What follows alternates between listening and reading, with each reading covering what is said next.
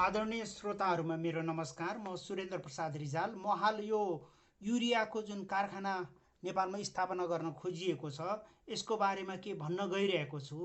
नेपालमा कुल युरियाको खपत भनेको चाहिँ धेरैमा 7 लाखदेखि 8 लाख मेट्रिक टन प्रति वर्ष भएको जस्तो बुझिन्छ। तर के भनेदेखि युरियाको चाहिँ खेती बाहेक अन्य प्रयोगहरू पनि हुन्छन्, जस्तै डाई बनाउने, त्यस्तै गरिकन चाहिँ गमहरू बनाउने, मेलामाइनको सामान बनाउने, यो पशु पक्षीहरूको आहार बनाउनेदेखि लिएर अन्य धेरै प्रयोगहरू छन् र यसको स्थापनाले अरू उद्योगहरूलाई पनि मार्ग प्रशस्त गर्न सक्ने सम्भावनाहरू छन्।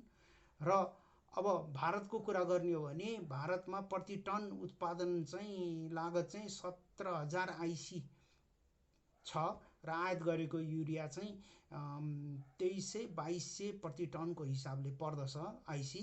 र चाहिँ यदि हामीले चाहिँ उत्पादन गर्न सक्यौँ भनेदेखिलाई राम्रो मूल्यमा कम लागतमा उत्पादन गर्न सक्यौँ भने भारतको कुल युरियाको 10% चाहिँ माग चाहिँ आयातबाट चाहिँ पुरा गर्नुपर्ने हुन्छ र त्यस कारणले गर्दाखेरिमा नेपालबाट सजिलो पर्ने भएको हुनाले भारतमा र भारत लगायत अन्य मुलुकहरूमा पनि हामीले चाहिँ युरिया मल चाहिँ निर्यात गर्न सक्ने सम्भावना हुन्छ।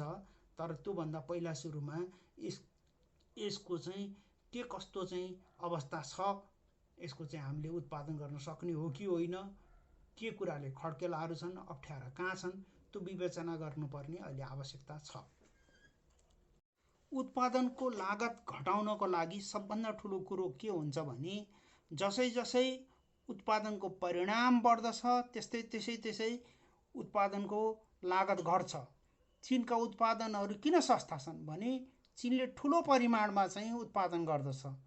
त्यसकारणले गर्दाखेरिमा हाम्रो रासायनिक मलको उत्पादनको परिणाम कति हुन्छ त भन्दाखेरिमा चाहिँ अहिले यो स्ट्यामी कार्बन भन्ने जुन एउटा कम्पनी छ जसले बङ्गलादेशमा पनि रासायनिक मलको कारखाना स्थापना गराएको थियो, त्यसको हिसाबले चाहिँ 25 मिटर अग्लो र चाहिँ के भने 6000 मेट्रिक टन प्रतिदिनको हिसाबले चाहिँ उत्पादन दिने चाहिँ कारखानाहरू स्थापना गर्न सकिने भन्ने कुरो आइरहेको छ।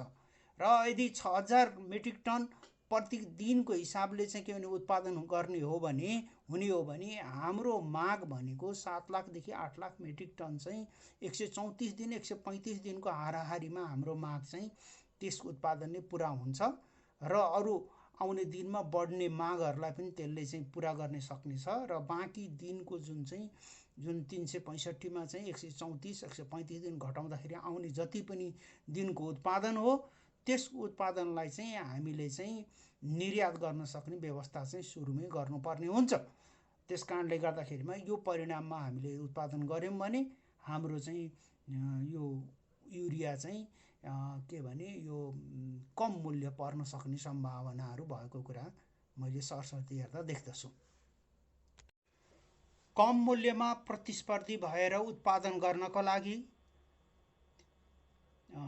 उत्पादन परिमाण मात्रै बढाएर हुँदैन, यसलाई चाहिने आवश्यक पर्ने अन्य कच्चा पदार्थको मूल्य पनि सस्तो हुनुपर्छ। उदाहरणको लागि यसलाई चाहिने भनेको सबभन्दा धेरै चाहिने भनेको चाहिँ बिजुली, त्यसपछि आएर पानी, हावामा रहेको नाइट्रोजन र यो प्राकृतिक ग्यास हो।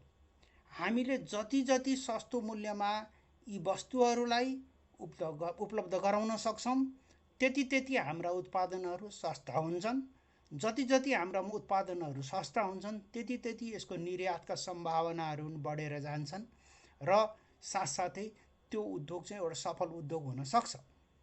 त्यस कारणले गर्दाखेरिमा हामीले यो जुन दैलेखमा जुन उत्पादन हुन लागेको जुन एउटा प्राकृतिक ग्यास छ, त्यसको खानी छ, त्यसको उत्खननको लागत कति पर्छ र कति परिणाममा हामी त्यसलाई चाहिँ हामीले चाहिँ हाम्रा रासायनिक कारखानालाई कति वर्षलाई पुग्ने किसिमको चाहिँ उत्पादन हुन सक्छ र कति सस्तोमा त्यसलाई उत्पादन गराउन सक्छौँ, त्यसले नै रासायनिक मलको मूल्यलाई निर्धारण गर्ने भएको हुनाले यस कुरालाई चाहिँ राम्रोसँग अध्ययन गर्नुपर्ने मैले आवश्यकता परेको देख्दछु।